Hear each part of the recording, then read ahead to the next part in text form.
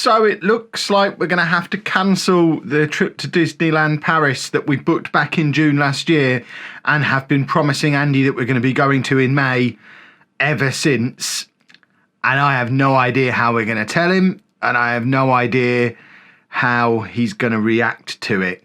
This, if you hadn't already guessed by the sort of breaking news nature of this video, it's there's no script, there's no planning, there's no fancy editing. This is literally just me sitting and chatting to the camera for a few minutes because I was talking about it a lot on Twitter, and the general consensus was this is the video you'd rather see today rather than a Q&A, because it's something that's sort of actively currently going on.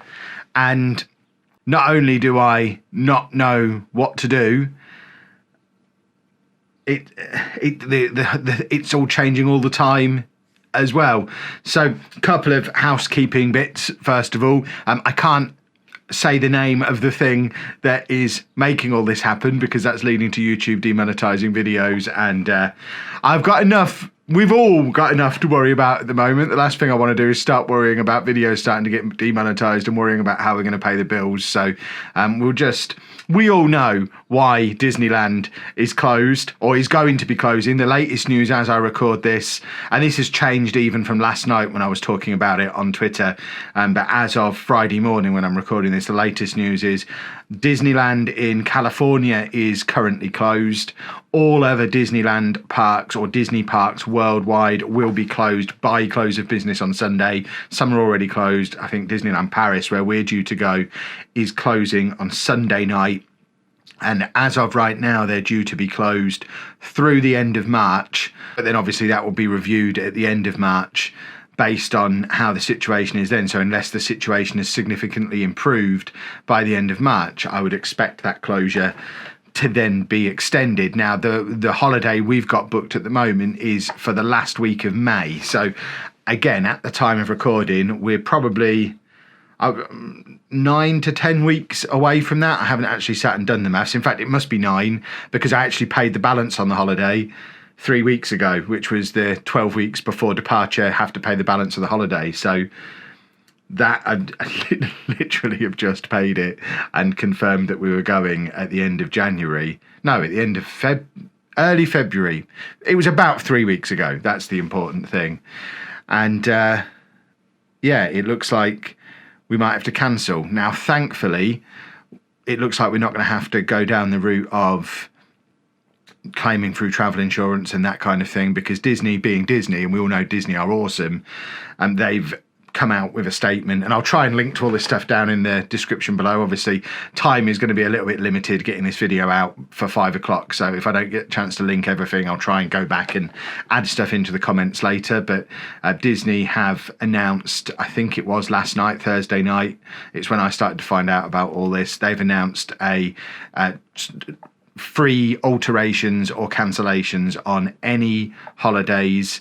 This is specific to Disneyland Paris. I'm sure there's similar stuff for the other parks, but for any holidays where you're due to arrive at the park before the 1st of June, they're allowing free amendments to your trip, and you can change your arrival date as late as mid-October, so you can move the holiday back later in the year without a charge for doing that. Although, obviously, if we were to move it to height of summer season in August, I imagine we'd have to pay extra because it costs more then. But the actual change itself, there's no charge for.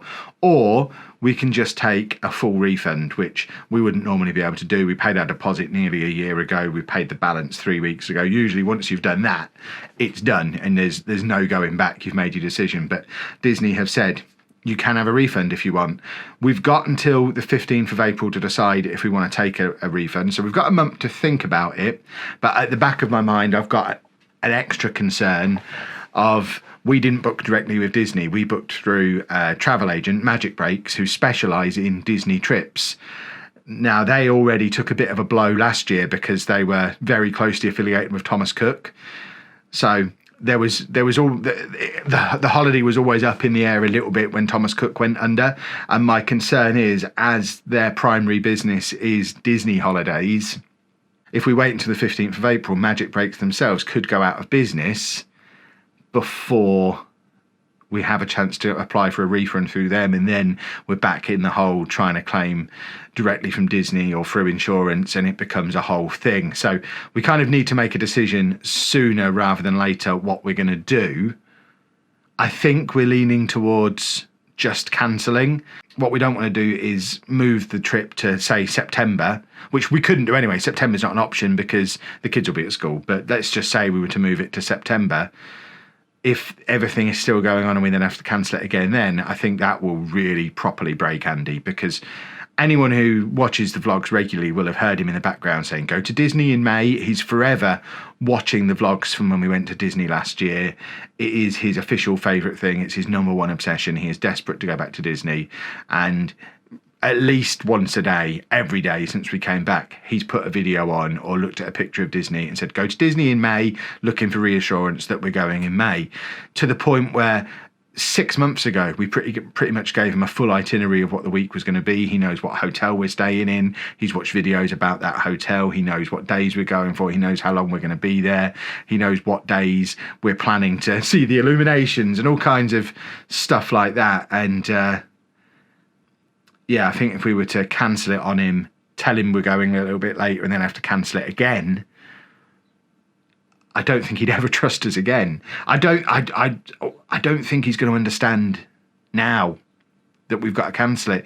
I was talking to some people online about it last night, and I think the best way for him to understand it would be for us to say, we're not going to Disney in May, but we're going in October, for example.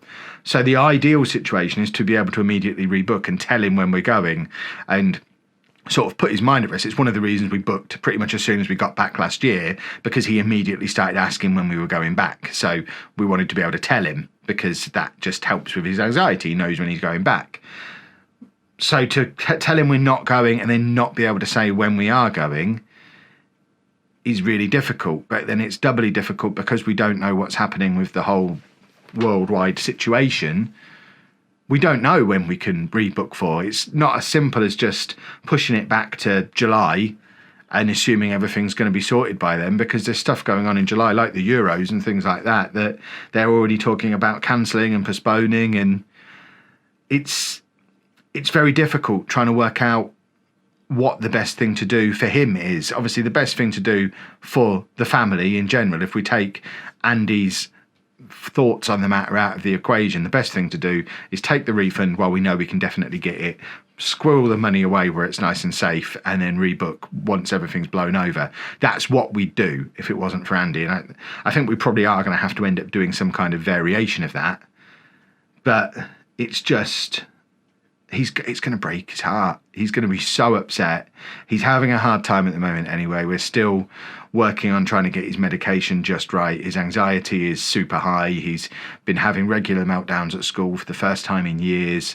And this is the one thing that he's looking forward to. He's absolutely desperate to go back to Disney in May. And yeah, it's going to really upset him that it looks like we're probably not going to. Me and Anna we've talked about it a lot. We've kind of said at the moment, we're not going to make a decision today. We'll see how things pan out maybe over the next week or so. But like I say, we want to make sure that we don't procrastinate too long.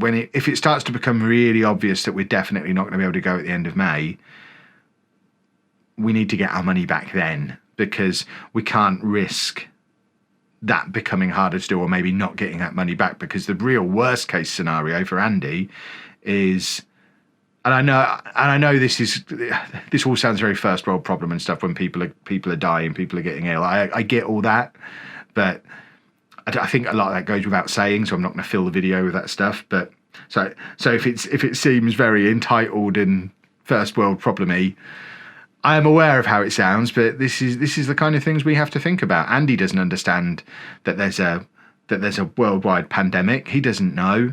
He can't comprehend that. It's far too abstract as a concept for him. People are poorly. People get poorly. He still doesn't fully understand that his grandma's dead. We're not going to be able to explain the concept of what's going on at the moment and the ramifications that has on everything. We can't explain to him why we can't take him back down to London and get him on the Jubilee line, which he's desperate to do again after our trip the other month. We can't explain to him why we can't take him back to Centre Parks.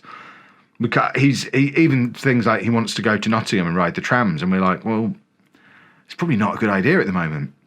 All of the things that he likes to do, other than sitting in the house playing on his iPad, they all involve going out and mixing with a lot of people. So it's difficult.